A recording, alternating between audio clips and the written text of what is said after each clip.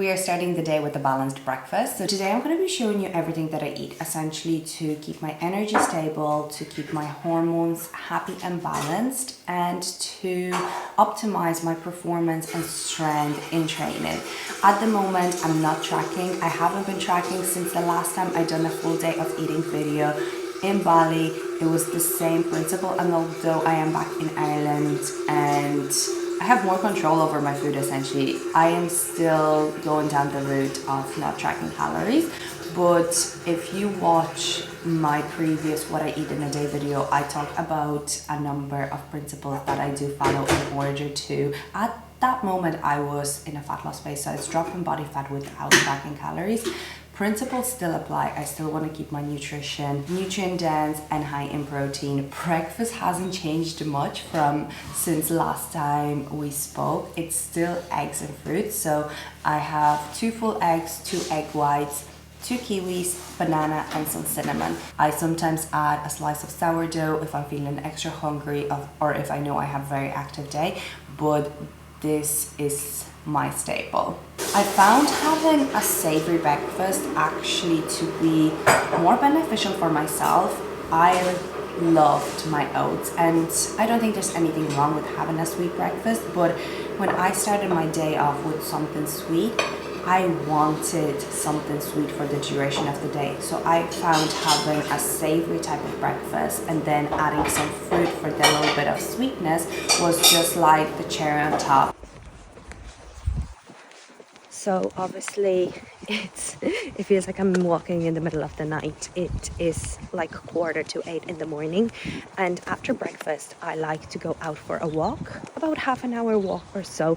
It just helps me digest the food and I'm not sitting there feeling like sluggish. You know when sometimes like you have a meal and then you're so tired? Well, I like it to digest. Again, it's something that regulates my blood sugar levels as well. 2, I get in some movement in the morning, which helps me naturally wake up.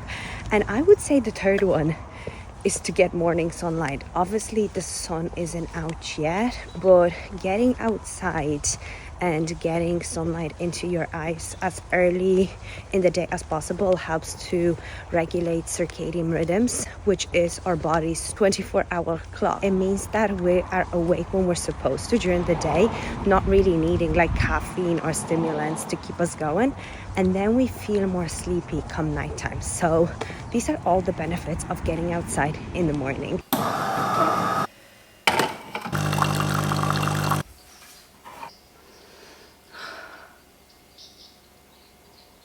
It is time for lunch. It's about 10 to 1, so I'm about to make my chicken stir fry. Honestly, from the morning until now, my day consisted of battling with technology. I'm trying to set up a podcast home studio. Well, essentially just figure out how I can continue recording video podcasts at home, because I do not have an access to the beautiful studio that I had in Bali, which I'm very sad about. I'm pretty sure there is a podcast studio, but the closest one would be about 2 hours from here. So occasionally, yes, I could go and record there, but if I want consistency, I'm trying to just replicate something. And at the end of the day, it doesn't have to be perfect. It just has to do for now. I'm just trying to share information, and once I can get that to be sort of good quality video, sort of good quality audio, so it is like enjoyable for the viewer or the listener, then I'll be happy. But figure that out, and thank God for YouTube. Honestly, you can learn everything on YouTube now. So I've been doing that. Then I was trying to record content, and first of all my phone had no storage. Then I tried doing it with the camera and the battery was dead. So it's just been like one thing after another. But on the bright side, look what just came in the post. It's the new Garmin watch. So I got the Vivo Active 5. I do not really know a lot about the difference between the different brands and models of Garmin watches. I just needed something to track my runs because I'm getting into hybrid training, so I want to monitor distance, time, heart rate. And I didn't have a fitness watch in a few months because I went on a trip to Gili Islands, which is like an island about an hour and a half away from Bali.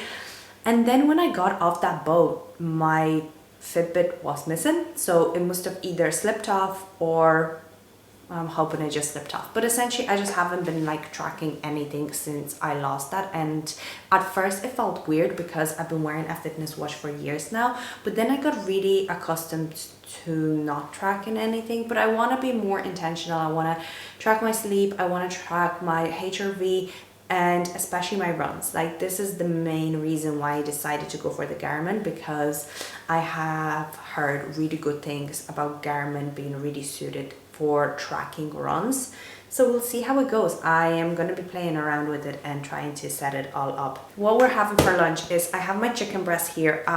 In my last video I showed you how I meal prepped that, so I had that poached on the Sunday, so now it's so easy to throw in the pan.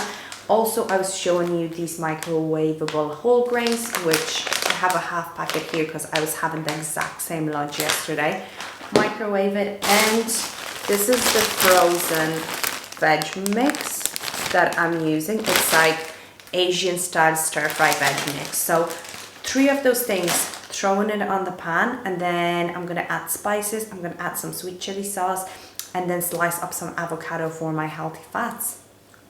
5 minutes. And this is why I love batch cooking. If I had to like prep the chicken now, it just would have taken a lot longer, whereas now I can just throw all of it on the pan ready to go. Also, like, if you don't want to buy these, it probably is cheaper to buy rice or whole grains or quinoa uncooked, and then you can also add it to like your meal prep or batch cooking list on the Sunday to make a portion for 3-4 days that you can just throw quickly together.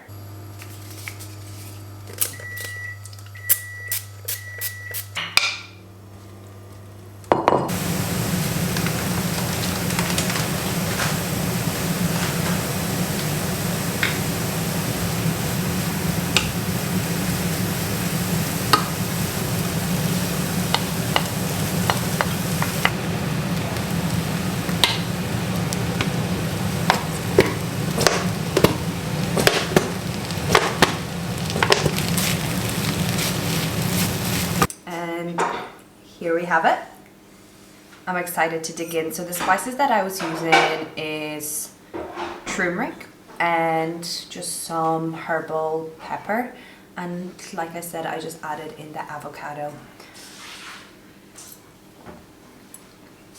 Time for my pre-workout snacks. I'm going to be having one of these protein puddings, protein mousses that I picked up in Aldi. So I'm pretty sure they're new. I had one yesterday. I was just very intrigued because I loved the protein pudding and the protein mousses, and this seems to combine both. So it's like the protein pudding at the bottom and then like a mousse layer at the top.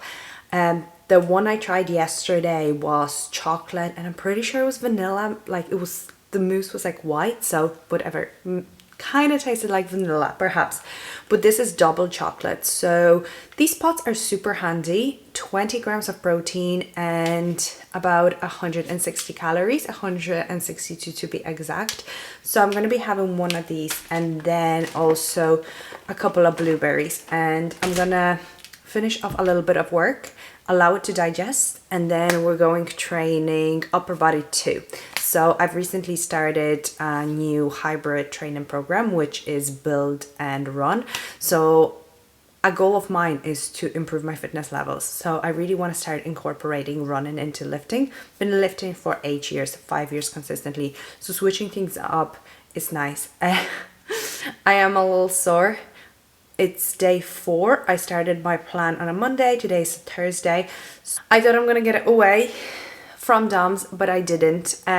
It's totally normal to be a little bit sore when you start something new, when you introduce new exercises, when you switch up your training plans. Being sore constantly is not actually a great sign of an effective workout, which I used to believe. Like, I used to be chasing that pump. I used to be chasing the muscle soreness. It's not good. It's usually a sign that we're either under recovering or under eating. So yeah, I wouldn't be chasing that all the time. If I was like 3 weeks into this plan and I was constantly being sore, I was like, okay, I need to look at my recovery. The fact that I only started it, and over the 3.5 weeks that I have been like kind of traveling between Ireland, between Poland, and being all over the place, training has definitely not been consistent. So now that I'm looking to bring some consistency back into my training routine, I'm hoping that's just gonna ease up from next week. But yeah, I'm gonna just dig into this pre-workout snack and then hit the gym. Upper body going down, and I don't know if you can see, but it's absolutely freezing in this gym. So I'm literally training in a jumper. Maybe I'll warm up, maybe not. But yeah, starting off with some deadlifts, which I haven't done in a while, and they're back in my program. I'm excited. I do love the deadlifts, and I feel I can really push myself on it, so we'll see. Like I said, I am quite sore from the last 3 days of training, so taking it easy.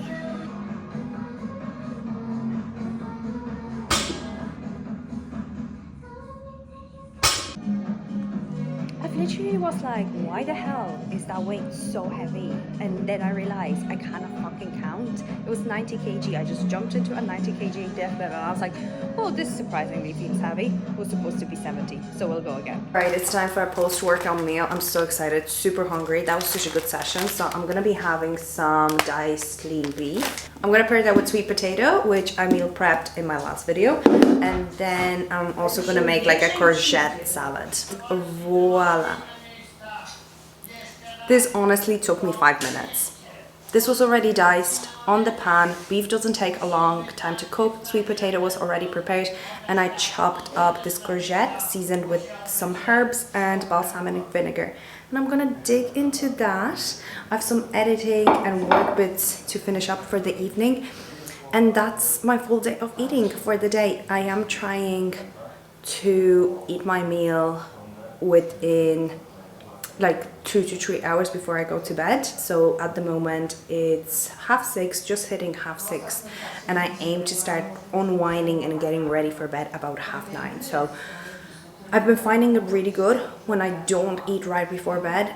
It helps my quality of sleep. I'm not digesting food. So let's see, let's hope that this good habit is going to continue. I hope you enjoyed that video. If you would like to see more of similar videos on the habits and how I approach my diet and lifestyle to keep my hormones happy and balanced, then make sure to like and subscribe. It really supports the channel and it means that I can produce more videos. I'll see you in the next one.